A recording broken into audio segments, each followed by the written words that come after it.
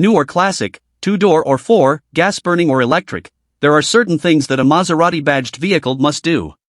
It must be beautiful, it must be uncommon, it must be idiosyncratic, it must be fast, and it must exhibit exceptional handling character on compelling roads. The challenge for the 2024 Maserati GranTurismo Folgore, Folgore meaning lightning in Italian, as well as the weird-to-pronounce new sub-brand for all Maserati electric vehicles, is how to avoid the one common flaw in EV performance vehicles: homogeneity. For Maserati, a tiny brand sitting atop the Stellantis portfolio like a trident-shaped crown, creating a one-dimensional experience for its first EV, in its most storied and important vehicle nameplate, simply wouldn't do. Thankfully, because of a cleverly shaped battery back, a no-holds-barred approach to drive mode modulation, an Italian approach to chassis and suspension tuning, and a dash of magic, this little lightning bolt is anything but homogeneous. Most of today's electric vehicles that boast either high performance, long range, or both, accept the compromise of putting a large, flat battery pack under much of the floor of the vehicle. More cells, more juice, more range. The downside to that strategy is, of course, weight, but also distribution of that weight out to the all-important corners of the vehicle. Big battery EVs feel amazingly stable at high speeds in a straight line. Some, like the Lucid Air, also manage to feel pretty good at quick speeds on curvy roads. Very few, this new Maser now among them, feel light and magically agile mid-corner, when pushing hard. At nearly 5,000 pounds, the GranTurismo Folgore is not a lightweight thing, but it does have the distinct advantage of a T-shaped battery pack. With the mass of that 92.5 kWh battery confined to the center and rear of the vehicle, like a race car, a whole world of precise and subtle handling opens up. Putting the center of mass in the center of the vehicle turns out to be a great idea.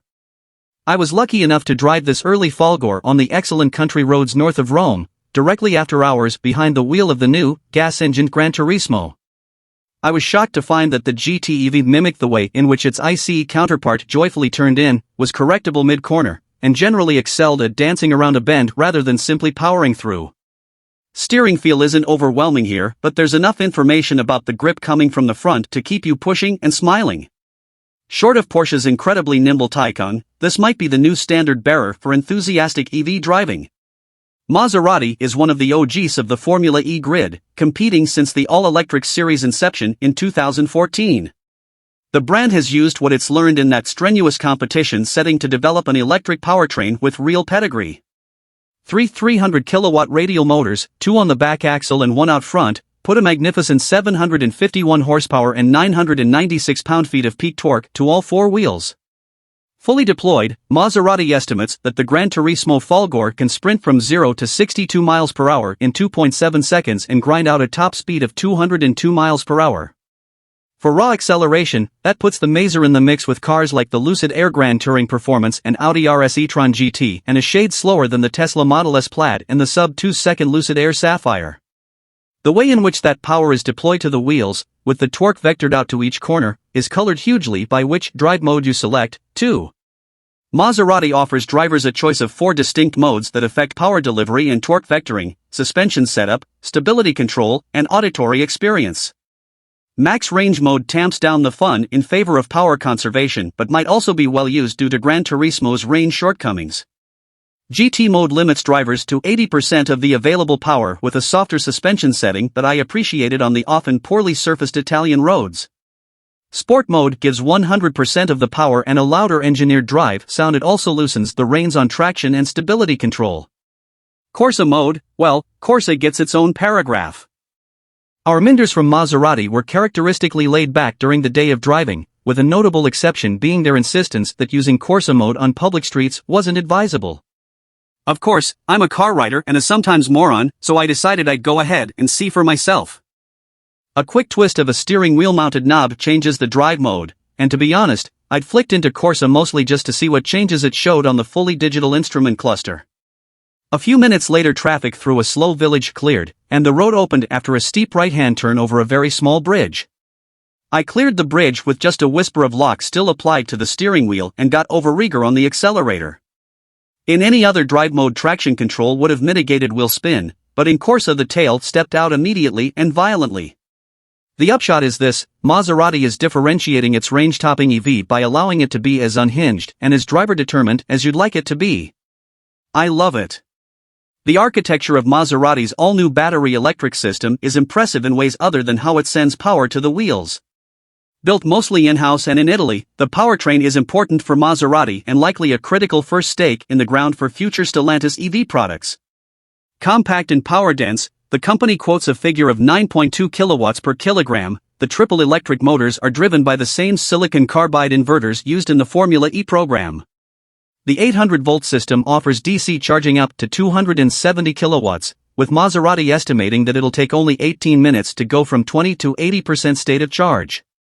There's also a 22 kilowatts onboard charger for AC charging at a rate of roughly 55 miles per hour. We're still a bit away from knowing how the Folgore will net out in terms of EPA range ratings, but what we can infer from the quoted figure of roughly 280 miles according to WLTP standards isn't entirely promising. The company was mum on US range targets, but something like 230 to 250 miles of maximum range seems likely given the data we have. Stretching to 250 miles would put GT Folgore just a few ticks above the Taycan Turbo S, but still well behind a class leader like the Lucid Air Grand Touring. If your need for range outstrips your desire for something really special, best to look elsewhere. You are encouraged to click over to motor1.com, where I've reviewed the ICE version of the car, for a deeper conversation about the vibes inside the cabin of the new GranTurismo. Ultimately, no matter the powertrain, Maserati has created a spacious, evocative driving environment with infotainment technology that puts even other recent offerings from the brand to shame. With that said, the GranTurismo Folgore that was available for me to drive in Italy wasn't close enough to production spec for me to draw subtle conclusions. To give you some idea, the front cup holder spaces were occupied by twin kill switches, something required by an Italian watchdog agency for non-production spec electric vehicles. There were lots of rattles and weird noises, not quite flush trim pieces, and a few glitches within the infotainment menus. None of that was evident in the gas burner, so I have high hopes that the Folgore will come close to justifying its $200K plus price tag. Some in-cabin items that won't change are seats trimmed in a new kind of material that Maserati has dubbed Econil. Essentially recycled nylon derived from old fishing nets, the material is a tangible expression of the company's desire to find sustainable solutions. The trouble is that Econil isn't particularly nice to touch or look at, and ultimately doesn't feel correct in a car at this price point. There isn't truly a segment for EV sports cars yet, at this stratospheric price point or any other.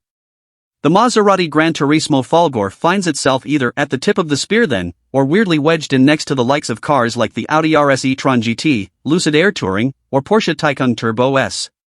The GranTurismo is unquestionably more exotic, with more overt sex appeal than any of those excellent contenders.